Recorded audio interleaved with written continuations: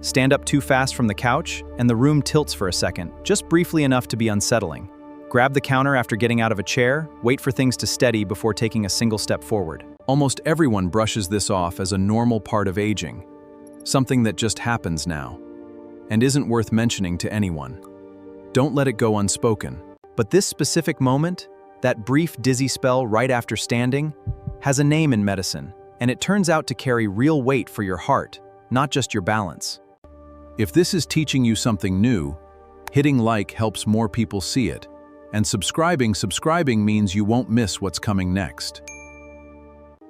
And if someone in your life needs to hear this, sharing it with them takes 10 seconds and could matter more than you think. It's called orthostatic hypotension, a sudden drop in blood pressure when moving from sitting or lying down to standing upright. The official threshold is specific and well-defined, a drop of 20 points or more in the top blood pressure number or 10 points or more in the bottom number, happening within 3 minutes of standing up straight. Here's a number worth knowing right away.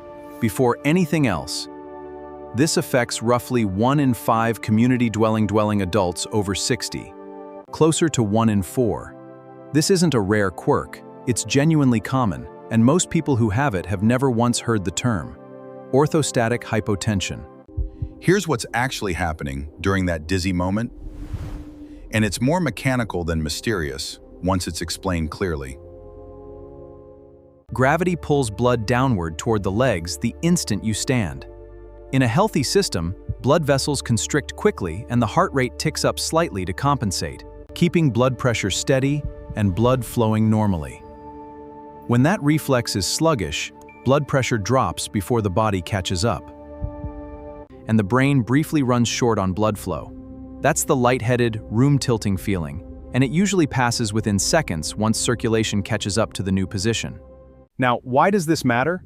A large cohort study following older adults with stable coronary artery disease examined orthostatic hypotension and long-term cardiovascular outcomes. Found that orthostatic hypotension was independently linked to a meaningfully higher risk of cardiovascular death.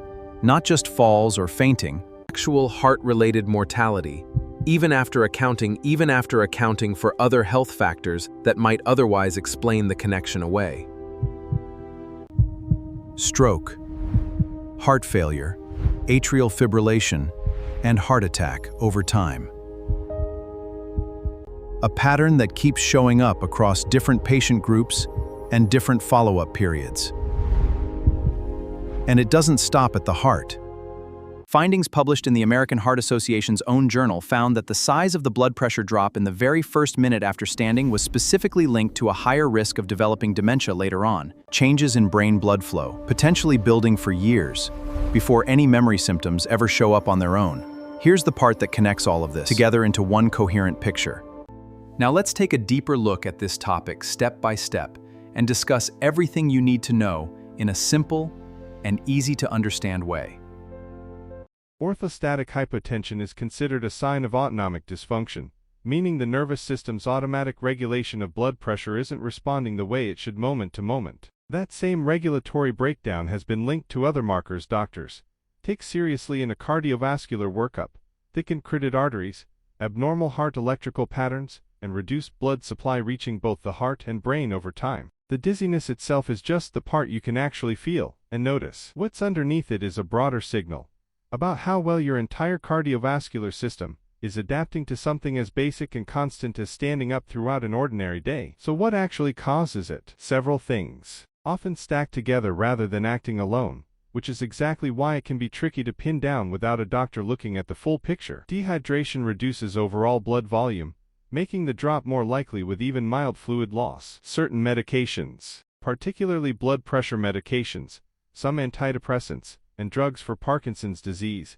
can blunt that automatic compensating reflex without anyone realizing the connection. Diabetes can damage the nerves responsible for the response over time, a slow, cumulative effect rather than a sudden one. And simply getting older naturally slows the reflex down, even without any specific medical condition driving it on its own. One detail worth clearing up directly, because it surprises a lot of people and often changes how they think about their own medication. For years, doctors assumed blood pressure medication itself was the main driver of this problem, an understandable assumption on the surface. A large analysis pooling data from over 31,000 adults found that properly treating high blood pressure was actually linked to a lower risk of orthostatic hypotension overall, not a higher one, the opposite of what many people would guess. So this isn't a reason to stop or reduce blood pressure medication on your own. That could make things considerably worse rather than better in ways that matter far more than an occasional dizzy spell. It's a reason to bring the specific symptom to a doctor and let them look at the full medication picture together, rather than guessing at cause and effect from home. So, what's actually worth doing about it? First, if dizziness on standing happens regularly, not just once in a while after a long nap, or getting up too quickly one time, that's worth describing specifically at a doctor's visit, when it happens, how long it lasts, and whether it's gotten more frequent recently compared to a year or two ago. A simple blood pressure check, sitting or lying down, then again standing, takes just a few minutes and can confirm whether this is genuinely happening rather than just an occasional, harmless head rush. Second, a few practical habits genuinely help in the meantime, none of them complicated or expensive. Standing up slowly, pausing seated on the edge of a bed or chair for a moment before fully rising, gives that reflex extra time to catch up before gravity takes over completely. Staying well hydrated throughout the day supports overall blood volume, which directly affects how much of a drop occurs in the first place. Compression stockings and something as simple as pumping the calf muscles a few times before standing, mentioned specifically in a 2022 American Heart Association statement on managing this exact condition,